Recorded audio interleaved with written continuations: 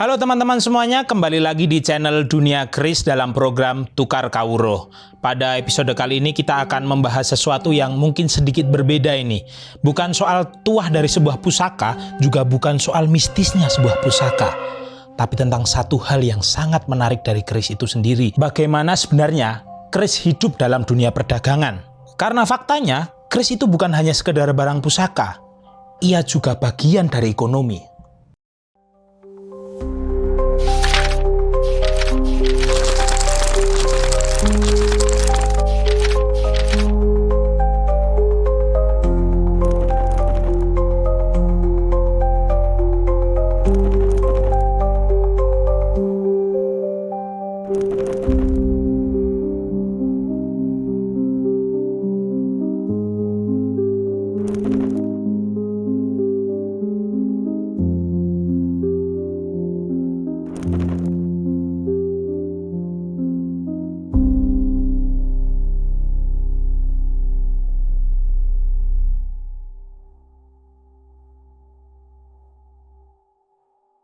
Kalau kita mundur ke masa lalu, kris itu bukan barang pasar. Di masa kerajaan termasuk di wilayah Sumeneb, kris dibuat oleh empu berdasarkan pesanan khusus. Yang memesan biasanya adalah bangsawan. Kemudian ada pejabat atau orang-orang yang memang mempunyai status sosial tertentu. Jadi sistemnya bukan produksi massal, dibikin banyak kemudian dipajang di etalase. Setiap bilahnya punya cerita, punya tujuan, punya filosofinya. Nilainya bukan cuma dari besinya, tapi juga dari nama empunya, pamornya, dapurnya, sampai makna simboliknya.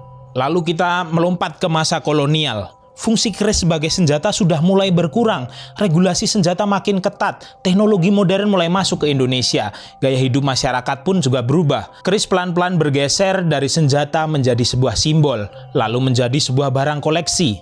Dan puncaknya terjadi ketika tahun 2005 ketika UNESCO menetapkan kris sebagai warisan budaya yang tak benda. Sejak saat itu posisi kris di mata dunia sudah berubah. Bukan hanya benda tradisional, tapi juga merupakan warisan budaya yang mempunyai nilai global. Dan disinilah perdagangan kris mulai mendapatkan panggung barunya.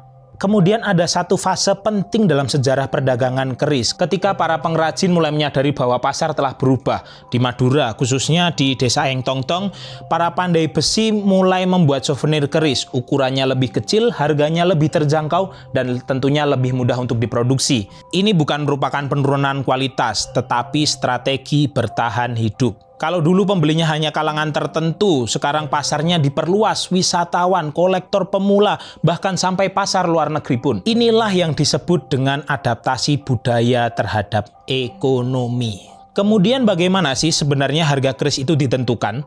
Nah, ini yang sering ditanyakan oleh orang-orang. Kenapa ada kris yang harganya ratusan ribu hingga ada kris yang ratusan juta rupiah? Faktornya tentu ada banyak. Yang pertama adalah keasliannya. Apakah benar tangguhnya sesuai? Apakah empunya jelas? Yang kedua adalah kualitas pamor dan garapnya. Ketiga yang tentu adalah kondisi fisik yang utuh dan kelengkapan warongko atau sandangannya.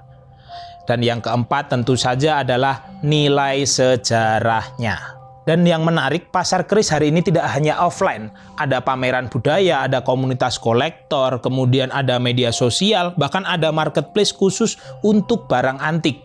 Kris sekarang sendiri hidup di dua dunia tradisi dan dunia digital. Tapi di sini kita harus jujur.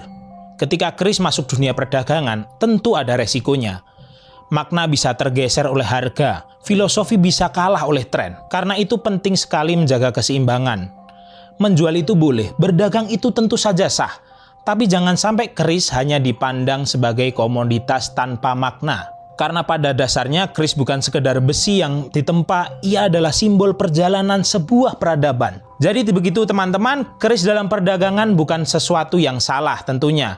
Justru lewat perdagangan, kris bisa tetap hidup, pengrajin bisa bertahan, regenerasi bisa terus berjalan. Yang penting adalah kesadaran kita semua bahwa setiap bilah punya nilai lebih dari sekedar harga. Kalau menurut panjenengan semua, apakah kris lebih baik dijaga sebagai pusaka keluarga, atau justru diperluas dalam perdagangan agar tetap hidup atau eksis? Tulis pendapat panjenengan di kolom komentar di bawah. Terima kasih sudah menonton. Sampai berjumpa di episode selanjutnya. Saya Bahar pamit undur diri.